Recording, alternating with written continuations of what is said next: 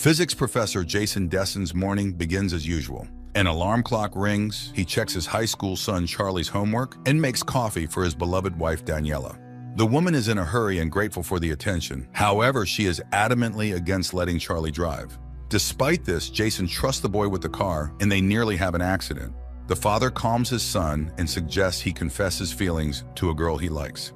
Meanwhile, Jason receives a call from his friend Ryan, who is eager to share some good news. He has received a very prestigious scientific award and invites Jason to celebrate that evening.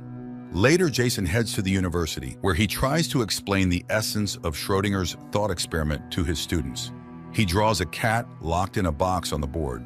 Inside the box, there's also a vial of poison, a radioactive atom, and a Geiger counter.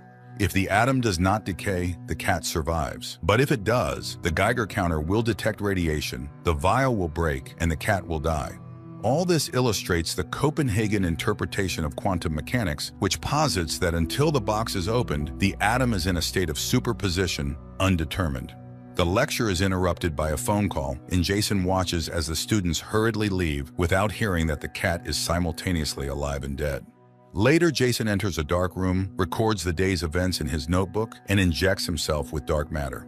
The scene shifts to the family kitchen, where Jason and Daniela are preparing dinner. Charlie teases his parents for kissing too often. Then messages from Ryan, who has been waiting at the bar for a while, arrive. Daniela insists that her husband should go meet his best friend. Jason relents and heads to the bar. Ryan is delighted by his arrival and orders Daniela's favorite drink, which the bartender notes is the last bottle. Ryan introduces his colleagues to Jason and unexpectedly offers him a position in his new consciousness research lab.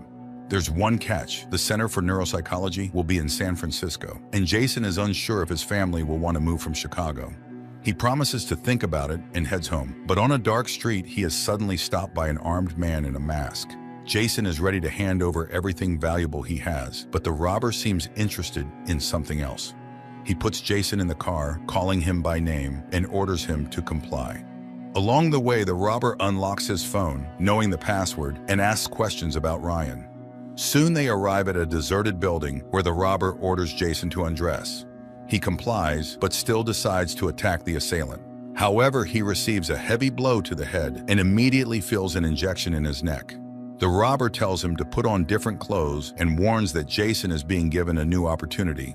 He should remember this thought because now he will have everything he ever dreamed of, and he's doing this for both of them. When Jason asks who the robber is, he's told it's better not to know. Jason's consciousness fades. He regains consciousness in a hospital ward. He is examined and sent to a shower stall. Eventually, Jason comes to his senses in an unfamiliar bedroom. He tries to leave, but the doors are locked. Suddenly, a woman he doesn't recognize enters, behaves as if she knows him well, and introduces herself as Amanda. She informs him that his body is clean and he is no longer in quarantine. Jason doesn't understand what is happening, but no one answers his questions. The second person Jason sees is Leighton, with whom he once worked a long time ago. Leighton congratulates him on his triumph and calls him the chief scientific officer. Then, the blinds open and numerous colleagues applaud Jason, welcoming back the only one who returned. He has been absent for 14 months and 10 days, and they all want to hear about his journey. Confused, Jason begins to talk about the meeting at the bar and the strange robber, but his patience runs out because he doesn't know the people around him and doesn't understand what's happening here. Leighton announces that he must stay here overnight. However, Jason pushes him away and starts to run. He manages to reach the exit, where a security guard calls him by name and helps open the door. Jason flees the premises despite being pursued. He manages to catch a taxi, gives his address, and heads home. But upon entering, he finds his home changed beyond recognition. At the same time, in another reality, the new Jason returns from the bar and sees his upset wife, Daniela. He embraces her, tells her about Ryan's offer, and reminds her of his long-ago choice to marry her, not a cold, sterile laboratory. The wife thaws and kisses her husband, unaware that this man is actually not her Jason. In another world, the first Jason meets Amanda in his home instead of his wife and son, who says they live there together. Jason does not believe this and begins to look for traces of his son, but Charlie's room looks completely different. Now it is Jason's own office, filled with awards for outstanding achievements and discoveries he has received over the years. He tries to call his wife Daniela, but the number is unavailable. Jason roams around the house trying to understand what is really happening. Meanwhile, Amanda makes a phone call, asking to handle the matter herself. But Jason sees a car with security arriving at the house and flees. In another reality, Daniela leads her husband into the bedroom and notices a wound on his arm. However, he assures her that she would not believe the truth and kisses her. Meanwhile, Jason 1 rushes to the bar he was at the night before, but the bartender refuses to recognize him, although the man calls him by name and reminds him of his favorite drink. Jason insists, but the bartender kicks him out, advising him to check his head. Then Jason goes to the hospital, where he undergoes a brain tomogram and is given sedatives. He constantly remembers Daniela and tries to find his wedding ring. At the same time, Jason 2 wakes up next to Daniela, kisses his wife, and surveys the kitchen, trying to find coffee. Simultaneously, the first Jason comes to and sees a doctor in front of him who tells him about the results of his tests. The fact is that an unknown psychoactive substance has been found in his blood, but according to all other indicators, he is completely healthy. At his request, they tried to find his family, but there is no one in Chicago with such names. The doctors also checked his file. The woman lists his achievements in science, which Jason himself does not remember, and she informs him that he had been missing for more than a year, and they would like to know where he was. Jason 1 himself checks his information and still finds Daniela, but under her maiden name. In this world, she continues to pursue painting, and her exhibition is supposed to open just today. At this time, Amanda, Leighton, and a security officer discuss the situation. The woman suggests calling the police. However, Leighton opposes the idea, and the security officer suggests checking the hospital. Meanwhile, at the hospital, Jason steals a white coat and walks out into the hall where he sees the familiar security officer. He manages to avoid the encounter and leave the hospital. Jason 2 arrives at the university and, apologizing for his tardiness, continues the lecture. Jason 1 arrives at the exhibition hall. Hearing his name, the man is freely admitted inside, where he examines a modern installation. Later, he sees his own portrait among the displayed paintings and finds Daniela. He embraces her and tries to ask about Charlie, but the woman doesn't know who that is. Moreover, she is constantly being congratulated, and she introduces Jason as the inspiration for her success. Ryan arrives, very surprised by Jason's appearance, as there had been many varied rumors about his disappearance. The man is upset with Jason because he did a lot for him and Velocity. Hearing the company's name, from which he recently escaped, Jason begins to ask questions. But then Daniela starts a speech, which includes questions about unfulfilled dreams. Everyone was asking what he could have been and advises remembering the other doors he could have entered. At the same time, in another world, Jason 2 listens to Daniela's stories about her work plans and gives advice to his son, which surprises his wife. Simultaneously, Jason 1, Ryan, and Daniela from the New World discuss plans. Jason suddenly proposes a hypothesis about a scientist, married to the woman of his dreams, who once went to a bar where he met an old friend who had received a prestigious award. But on the way back, he was attacked, and when he woke up, everything around him had changed. A brain check revealed no abnormalities. Only an unknown substance was found in his body. For a practical joke, it was too elaborate, and he had not gone mad. Jason asks to explain how he inspired Daniela's creativity, and she reminds him that once he came to her and said that theoretically, people exist in millions of parallel realities, and his decision to part with her was his biggest mistake in this world. Then he talked about some secret project and warned that they would not see each other again. Then Jason starts to describe their life together with their son, causing Ryan's anger and Daniela's tears. He describes his friend's achievements in his own world, but he leaves. At the same time, Jason 2 mixes up toothbrushes, causing his wife's confusion. And Jason 1 receives permission to spend the night in Daniela's guest room, and looking around he finds an elastic band, which he wraps around his ring finger, mimicking a wedding ring.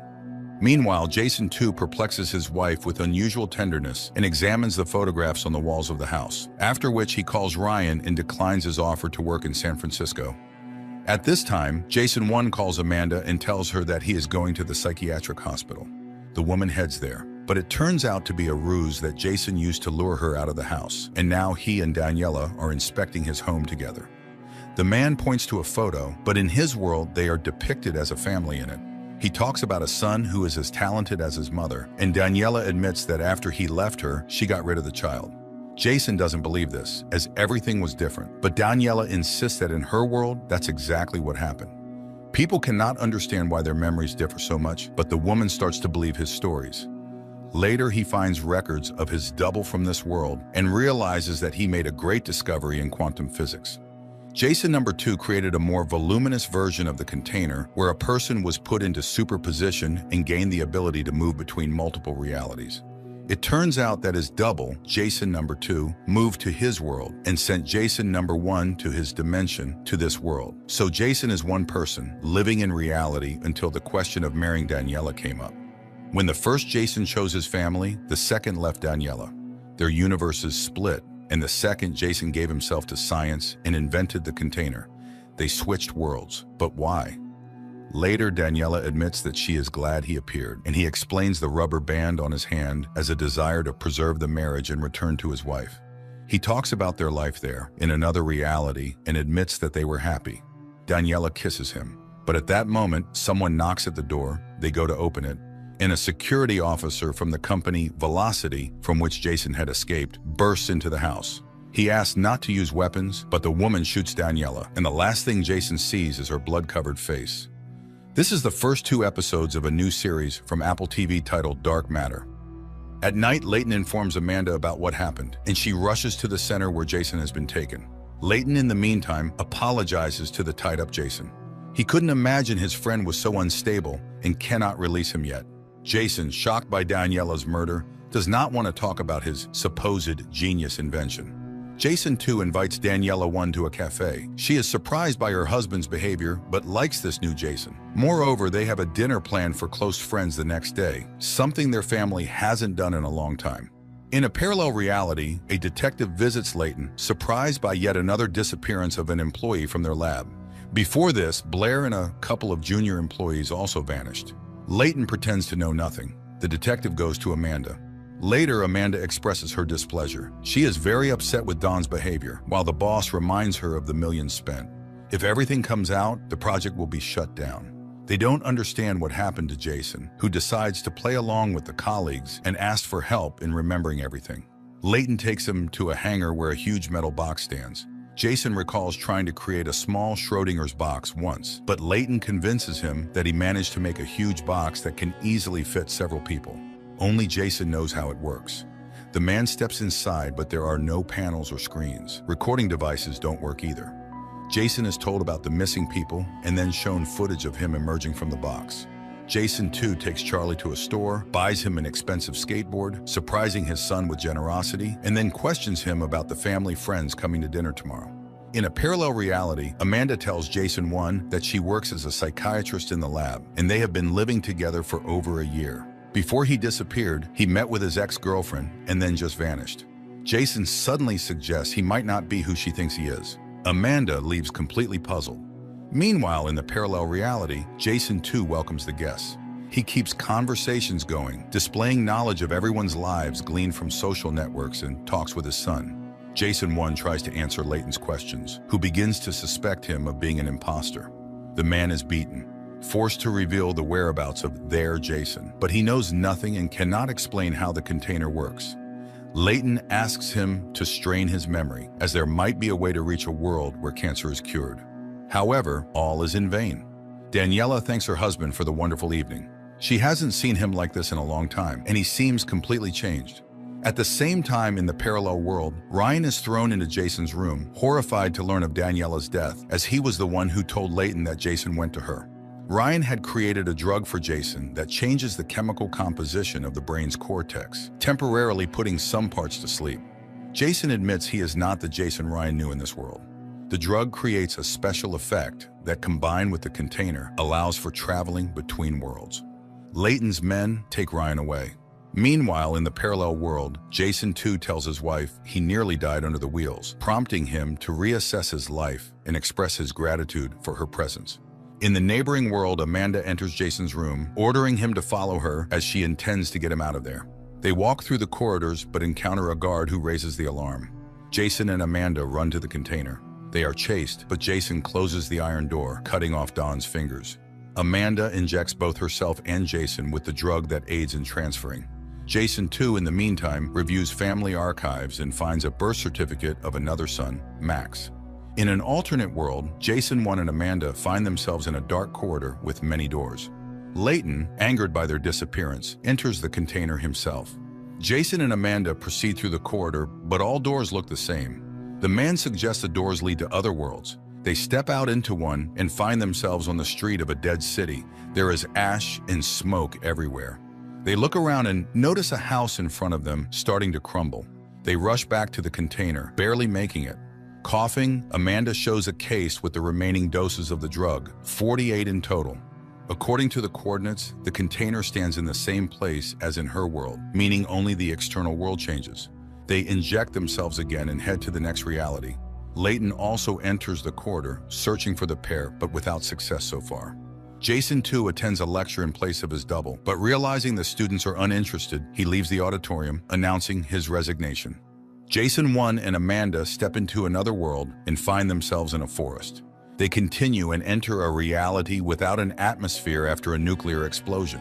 The woman's nerves give way, but Jason explains it's a multiverse where everything that could happen did happen. They will soon need food and water, so they must find a habitable world. He opens another door, and the pair end up in the Velocity facility, witnessing Leighton and Dawn killing their doubles. Jason manages to push Amanda into the container and close the doors. Later, they open the next doors but find dead worlds everywhere. Exhausted, Amanda rushes through the first door she sees, with Jason hurrying after her. They find themselves in the midst of a snowstorm. The woman loses consciousness from the cold. Jason searches for a bunker but sees a house nearby. He breaks a window, carries Amanda inside, wraps her in a blanket, and lights a fire in the fireplace. Meanwhile, Jason, too, visits Leighton in his world. Here, too, he is rich, but spends his time idly. Jason offers him to become his investor in a very unusual venture. In the snowy world, Jason 1 steps outside and sees a completely frozen city. Jason 2 takes Leighton 2 to a bunker and offers him the substance. Jason 1 returns to the house, finds a family photograph of the owners, and remembers his own family. His wife pulls out a photo of their second son, who is no longer there. Amanda, warming up, learns that the container is buried in snow and finding it is impossible. She recalls being stuck in a snowstorm. Jason suddenly realizes this might have triggered their arrival in the frozen world. Perhaps they can choose where to move. Jason 2 shows Leighton 2 the container and promises to show him the path not taken. Instantly, the corridor with doors appears before them. Amanda and Jason, armed with probes, begin searching for the container in the snowdrifts. Suddenly, Amanda realizes that the compass always points in the same direction, indicating the container's approximate location. They head that way and soon find the box. In the neighboring universe, Daniela and Charlie walk to the memorial tree. Simultaneously, Jason starts telling Amanda about his second son. Daniela recounts the same story to Charlie. Once, Jason and Daniela were thrilled to learn they were expecting twins, but Max had a weak heart and died. They planted a tree, mixing their son's ashes with the soil. Every birthday, they sit under it and remember the boy.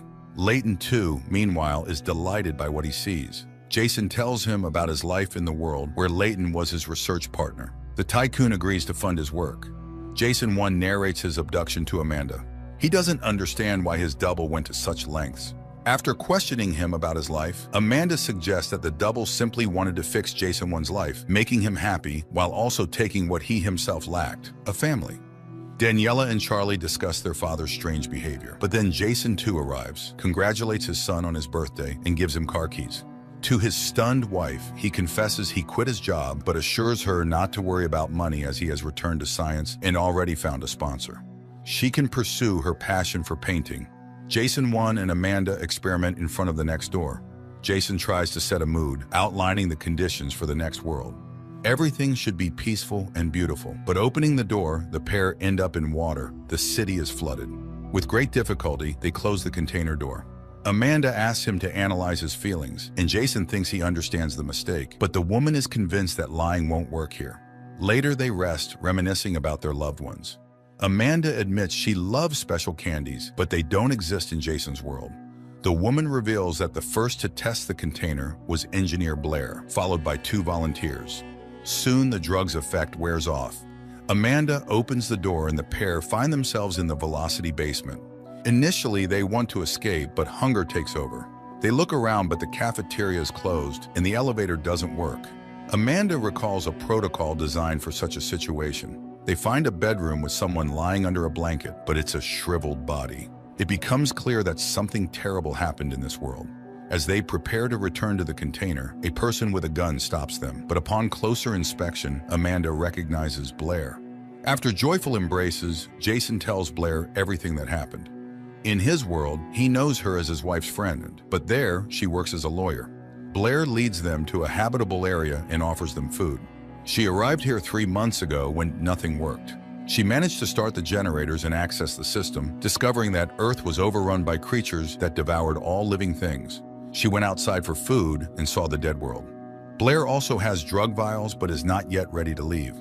Jason, too, and Layton continue to explore the bunker. They compare their worlds, finding similarities and differences. Jason, too, explains that money varies between worlds, and carrying it is dangerous. One must be careful and honest. Blair reminds Amanda that Jason belongs to another world, so she must decide where she wants to be without considering him. Blair refuses to join them, not ready to re-enter the container. Layton, having visited the first world, is thrilled. Jason is ready to let him go, believing he has prepared him. Blair gives the pair her diary, describing the world she saw. Unfortunately, she has few vials left. Jason and Amanda leave. In the corridor, Amanda suddenly cries. Jason, too, ruined lives, knowing how to use the container. Jason 1 consoles her. Emboldened, Layton promises Jason 2 $1 million for the next doses of the drug. Jason 1 decides to write in Blair's diary what he wants to see behind the next door. He thinks the method worked, and they finally arrived in his world. But stepping outside, they notice unusual emptiness. They manage to open a car and drive to his house. The door is opened by a haggard Daniela. She says Jason was taken to the hospital, and the deceased, Charlie, lies in his room. The man runs outside, encountering a medical patrol. A female doctor goes inside, while another doctor performs a rapid test on Jason. The returning doctor says hospitals are full, and Daniela is better off dying at home. The end is near. The virus spreads through body fluids, so Jason should avoid touching Daniela. She gives him several morphine injections, advising him to ease his wife's passing. Amanda tries to keep him from entering the house, reminding him that this is not his world and not his wife. But Jason returns. They reminisce about good moments that turn out to be very similar in both worlds. Then the woman takes the syringe. Jason and Amanda return to the container. The woman reminds him that they were talking about Jason's mother's illness. That's why they ended up in a world dying from a pandemic. The pair continues on. They arrive in a world that, at first glance, doesn't differ from Jason's. Meanwhile, Jason, too, apologizes to his wife for the unilateral decision to buy their son a car. The woman points out that such things are becoming more frequent. Her husband seems to be distancing from her, even missing the gathering at the tree. He tells her about Layton, who will pay huge sums for his discoveries. Jason enters his house, but upon hearing voices upstairs, he grabs a knife from the kitchen. Daniela screams in fear upon seeing him, and Charlie rushes into the room. They both act as if they are mortally afraid of Jason. The woman grabs the phone and tells emergency services that her arrested husband has come to her with a knife. Charlie shouts at him to leave. Frightened, Jason exits the house as a siren sounds in the distance. Amanda takes him to her friend, but the friend is horrified. In this world, Amanda is dead, and the friend mourns her deeply. Amanda tells her that she is in a better world and then takes the car keys. They drive to the container. In Jason 2's world, the container opens, and he steps out, retrieving backpacks with drugs. A lab assistant who rushes out tells him about his double's appearance and his escape with Amanda. Jason 2 returns to the corridor, where he hands doses to Layton. He then informs him that he will have to seal this world. Daniela from Jason's original world starts painting, and her husband's double is thrilled, suggesting she leave the gallery and focus solely on painting, especially since the deal with Layton is sealed. Later, he picks up their son and treats him to ice cream with nuts, not knowing the boy is allergic to them. Daniela can't understand how he could forget such a thing. Then she notices injection marks on his arms. In the evening, he uses dental floss, something he has never done, and Daniela becomes increasingly puzzled.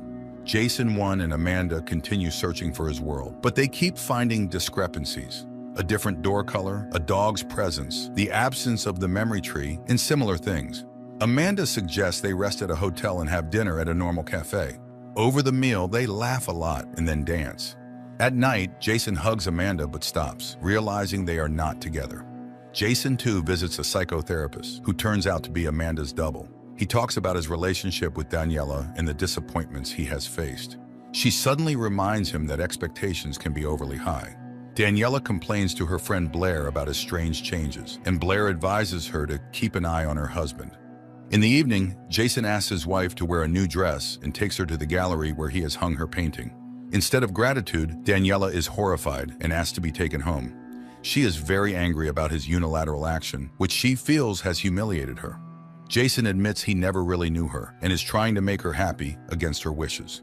Leaving his wife at home, he drives away, unaware that she is following him. Soon, they arrive at a warehouse where Daniela sees a locker her husband uses. Waiting for him to leave, she takes out a couple of vials lying on the floor. Later, she gives one to Ryan, asking him to analyze the drug. Meanwhile, Jason 1 finds the Daniela of this world. She also runs a gallery but doesn't recognize him during their conversation. Amanda also finds her double, but here the woman is married and has a son. At night, Jason goes to his house and watches his wife embrace his copy. Amanda, in the meantime, describes her ideal world. When Jason returns, a quarrel ensues because Amanda loses faith that they will find his world, as they only have 10 vials left.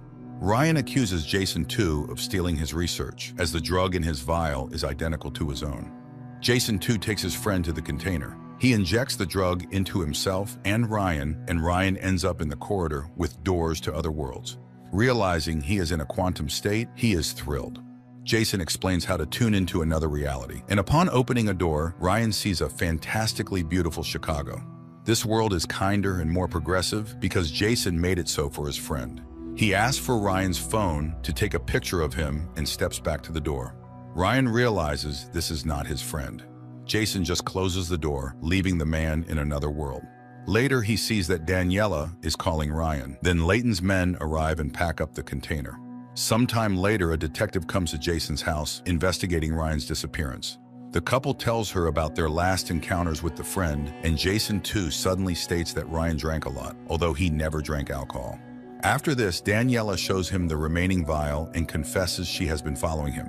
He explains that Ryan made the drug for Jason 2's research because he is reviving his project.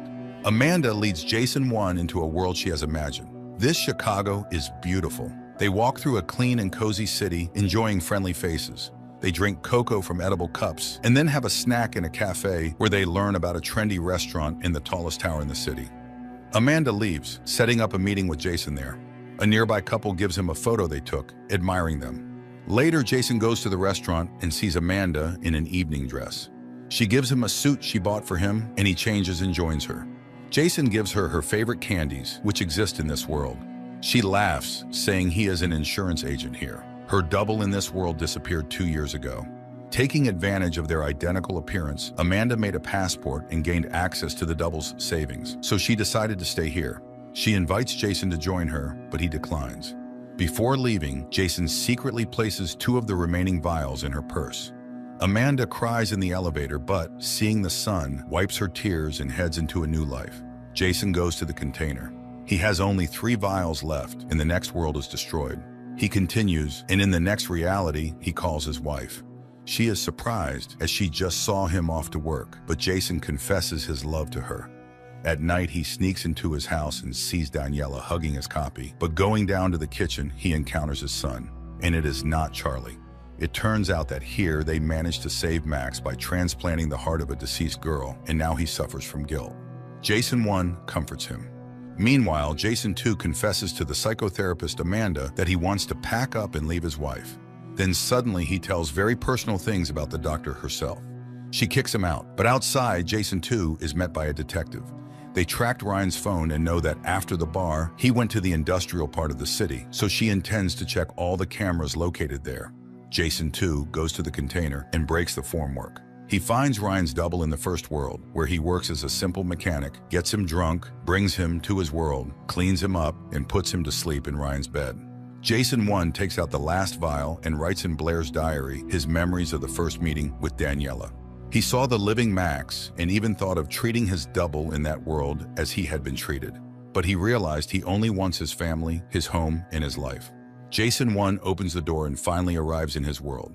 He heads home, checking all the details along the way. But upon approaching the house, he sees himself telling Daniela that he found Ryan in a wild, drunken state. He had to clean his friend up and take him home. Jason 1 goes to a store to buy a gun, but without a permit, he buys pepper spray and a hunting knife. A minute later, Jason 2 enters the same store and repeats his double's actions. The stunned shop assistant remarks that they were just discussing buying a gun. She asks if he has a twin brother. Realizing his prototype has returned, Jason too runs outside but finds no one. Friends, if you've watched this far, pay closer attention because the most confusing part of the plot is about to begin. He returns home where Charlie informs him that Mom went to Ryan, who is behaving very strangely. Jason too goes outside and is attacked by another Jason in a hat, whom he kills in a fight. Meanwhile, Ryan, seeing Daniela, claims that he is an auto mechanic and repairs her car in his world, not a scientist-chemist. He recalls a man offering him alcohol and recognizes Jason from a photo. Jason checks his gear and, stepping into the hallway, encounters himself. But the double runs away, and Jason gives chase. At this time, Jason 2 loads the body of the killed double into a car, and Jason 1 catches up with his double in a bar. They realize that their copies multiply in a container, and it's unclear how many there could be, but they all aimed for this particular Chicago, as their prototype was desperate to get home. Amanda appeared in all realities. Only in one did she die in a terrible world. And for Jason 1, she remained in the best world. Both are out of vials and cannot help each other. Jason 3 suggests getting rid of the one who caused all this. Jason 2 doesn't know about the place where they both love to rest. They need to lure the villain there and kill him. Besides, Jason 3 has already dug a grave there, and he also has a gun. The next morning, Jason 1 goes to the bar, where he lights a cigar despite the strict prohibition. He is taken to the police station. Meanwhile, Daniela plans to take her husband's large car to move some things to the gallery, but he rudely forbids her. And Jason 2 drives his son to the university, showing him memorable places on the campus, when he notices Jason 3 watching them. Daniela goes to the storage box again and, breaking the doors, finds bags with unknown currency, a box of vials, and Ryan's jacket. But then she gets a call from the police. Jason 2 guides Charlie through the building, and their pursuer loses sight of them. The father asks his son to take the car and meet him at another exit, even though he doesn't have a license yet. Confused, Charlie leaves, and Jason 2 tries to throw Jason 3 off his trail, but he also knows the university building well. Eventually, the men engage in a fight, and the second Jason wins. Charlie makes a failed maneuver, attracting a policeman's attention, and Jason 2 knocks out the third and locks him in a toilet stall. Meanwhile, the policeman demands Charlie's license, but at that moment, Jason 2 appears, managing to persuade the officer to let them go. At this moment, Daniela sees her husband at the station. It turns out Jason was looking for a place where they could talk safely. He tells his wife the truth, but she doesn't believe him. Then Jason suggests calling him. Daniela dials her husband's number, and Jason answers. She hangs up. Then Jason asks her to call again and remind him of their great vacation in Miami, though they never actually went there. Daniela does this, adding made-up details about the vacation, and that Jason agrees, pretending to remember the trip. Now Daniela believes her real husband, who says there are other versions of him. They agree on a code word in a meeting place, and Daniela goes to get their son. But at home she finds her husband, Jason 2, who orders her to pack because they need to leave urgently. The mother tries to talk to her son, but Jason 2 is on guard and doesn't let them do it. The woman leaves supposedly to get a suitcase and messages Charlie. The boy leaves first, and Daniela lures her husband into the basement and pushes him down the stairs. They drive away, but another car with yet another Jason behind the wheel cuts them off. Daniela realizes this is another version of her husband. At this moment, they are rammed by a car driven by yet another Jason. Daniela and Charlie flee. Soon they reach the place where Jason 1 is waiting for them. He says the code word and hugs his son. Meanwhile, Jason's family leaves the city. Suddenly, Daniela and Charlie start receiving messages from numerous other Jasons, assuring them that only they can protect them. The woman turns off the gadgets. Her husband can't choose a place where they can hide, as the other Jasons might also guess where to look for them. Then Charlie takes over and shows the way to a friend's vacant house. Charlie is puzzled by the number of fathers, as, theoretically, they all are his father in some way. Jason suggests they sleep first and then make decisions. Daniela sympathizes with his adventures, but those other Jasons are suffering too. The woman goes to bed, while Jason checks his email and suddenly sees an entire chat of 44 Jasons arguing over who gets Daniela and Charlie. In the morning, Jason finds his wife on the beach. She admits that at first, she liked the new Jason, but gradually she realized he wasn't the one she loved. Her husband tells her he sometimes thought about a new life. Apparently, Jason 2 also thought about this, so he moved to their world. He recalls Daniela number 2, who became an artist, lived in a luxurious apartment, and had lots of friends. Jason 3 also studies the chat, trying to figure out where his double went. Suddenly, he gets a message from Blair asking to return the car. He realizes Daniela borrowed a car from a friend and asks her to come urgently. At this time, Jason tells his wife about the chat, and one of them suggesting to raffle her and Charlie in a lottery. Jason 2 questions the third about what happened to him in other worlds. He tells about the death of Daniela and Ryan and the suffering of Amanda, who loved that Jason very much. In the reality of the third Jason, she died in the forest, impaled by a giant tree branch.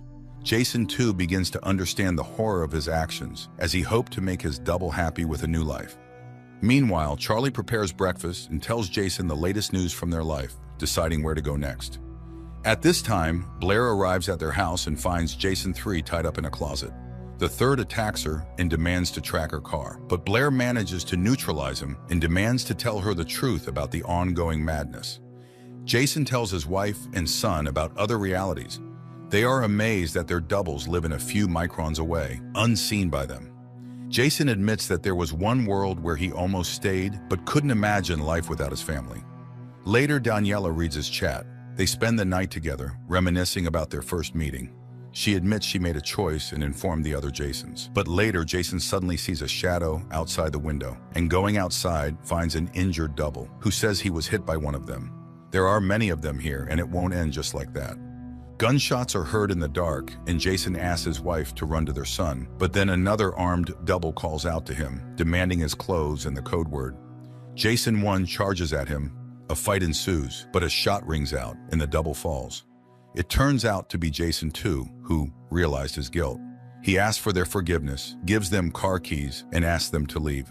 The family drives into the night while the second Jason shoots back at the other doubles, giving them a chance to escape. Here they find a suitcase with a device for traveling between worlds in the car and a phone with a recorded message, in which Jason 2 admits that he entered the container full of regret about the world where the family he didn't create lived.